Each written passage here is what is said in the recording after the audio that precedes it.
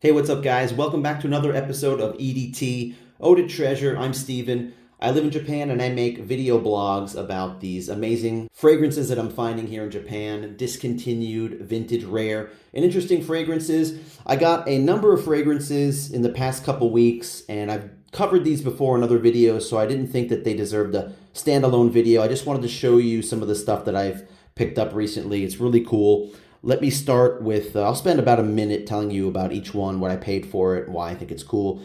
I got this one. Let me start with this one first. So you just saw that jumbo, massive Polo cologne bottle that I acquired, that treasure, true treasure. Here's another one, kind of an understated one, a small 44 ml splash bottle of Polo. But what you're looking at, guys, might be one of the first years. This might be a 78, 79, maybe an 80. Late 70s, early 80s. So let's take a look at this one. First, you notice there's a little bit of this red around the edges. Actually, let me show you more of the box before I open it up. So you got the logo on top. Nothing on the sides. There's no barcode on this. There's a $15 price tag on it. And on the back, it says Warner Lauren. So Warner is the original producer. So I've been told that the first editions say Warner on them, not Cosmere. Cosmere started later in the 80s. And what's interesting is it has some ingredients on the back. And I didn't think colognes or perfumes had ingredients on the back until the 90s. But maybe because this is a USA company, maybe it was different in USA as opposed to France. All right, let's take a look at the inside. And you notice it's a little bit reddish. First of all, I was kind of like, oh no, did this thing get old, or is this thing like fading, or why is it red? But that's because it's red on the inside. Does look kind of old, doesn't it? This old corrugated cardboard here. So this thing is nearly full. It's nearly to the top. It's a splash bottle. You can see that there's no stem inside. Right? There it is. I tried it out before. It smells great, guys. It smells nice. The cap is really clean and bright. You can see the camera there. So it just says cologne. 1.5 fluid ounces, 44 ml. Warner Lauren Limited. And I can't read the batch code on it, guys. Sorry about that. So this is a late 70s, early 80s. If you think you know what year this is definitely from, I mean, is it definitely 78 or 79? Could this be an 80, 81? Let me know what you think in the comments, guys. So how much did I pay for this one? This was about 2,300 yen. Remember, I live in Japan, so I'm paying yen for this stuff. And the yen is so low that it really makes them even a better value. In dollars, this was about $15 and change for this. Let's go to this one. I've talked about this one a lot on my channel. This is the most valuable of the CK1 Summer series. This is 2012. This is a really nice fruity fragrance. This is like a watermelon, cantaloupe, citruses. As far as fruity, fresh fragrances go, this is really it. This is the beach in a bottle. And I don't mean the coconut vanilla type beach. I just mean like the fruits and melons, that kind of stuff. These things new are going on eBay for like $250. Now this thing isn't full. This has got like 40 ml left in it, but I just paid 1,000 yen for this. So I got this for about $7 just to have something in the summertime to spray that I know is kind of rare and vintage. Here's another one that I've covered a lot on my channel. You guys know what this is, Abercrombie & Fitch Fierce. This one has the gray pinstriped box. I think that this one came out, I'm guessing 2006, 7, 8. So kind of in the later 2000s when this was all the rage. The red label Fierce and the red box is gone. And this one was introduced with this kind of logo. And then the bottle looked like this. This logo was put on the bottle instead of the red one. And you have the this like bodybuilder physique sticker on the back. It has a really nice shiny chrome cap, and that's one of the reasons why I bought it, because I have some of these in the 30 and 50 mLs where the cap is faded, and I can find those faded caps and I can replace them with this nice clean shiny one and put the cruddy one on here. This is just a 30 ml and it's not quite full. There's about 5 ml missing from it, but that's all right. There's 25 ml in this. I took a look at this up to the light. It's a little bit yellowed, a tiny bit, and I just sprayed it on tonight to try it out. Sprayed it on this hand here, and it smells great. It smells fantastic.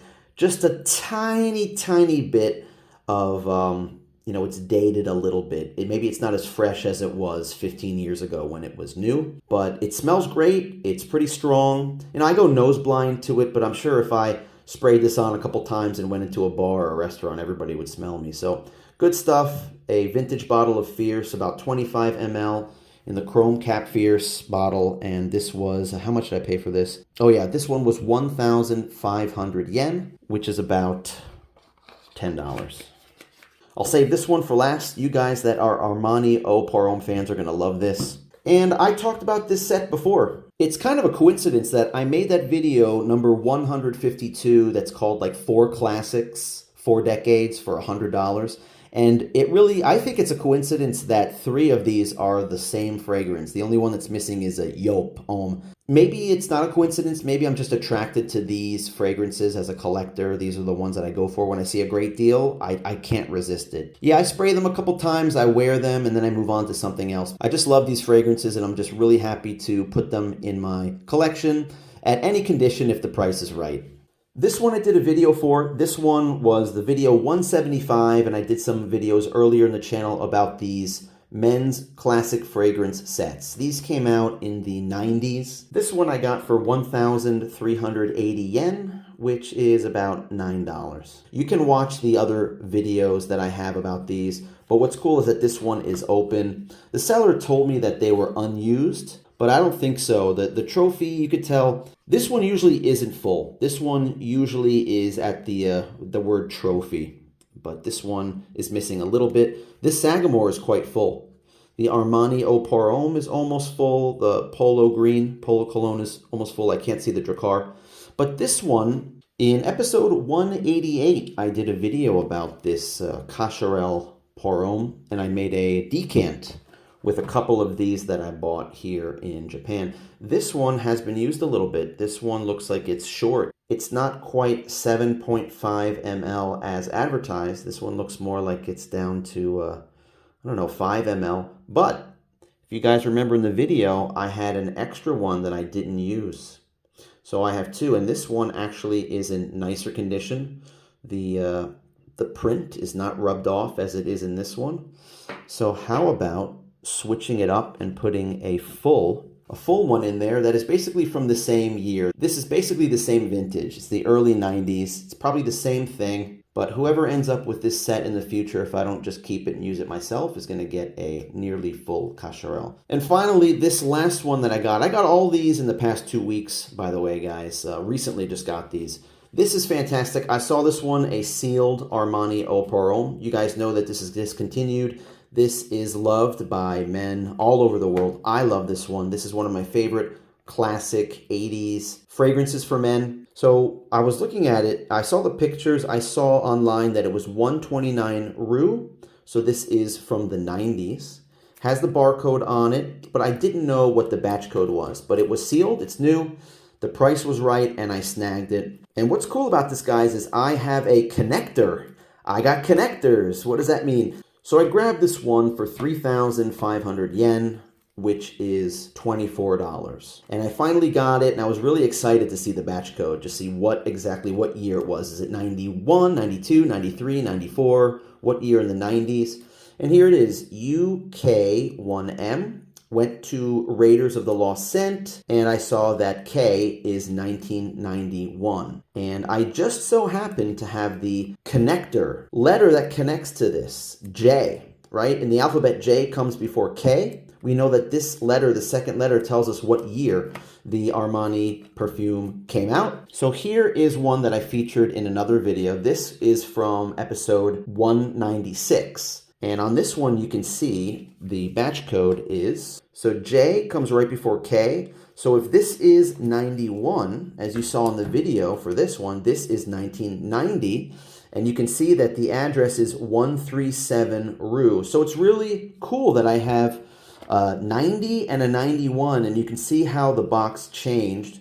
The address changed from 137 to 129 Rue. The barcode made its first appearance on the box in 91, and here they are consecutively.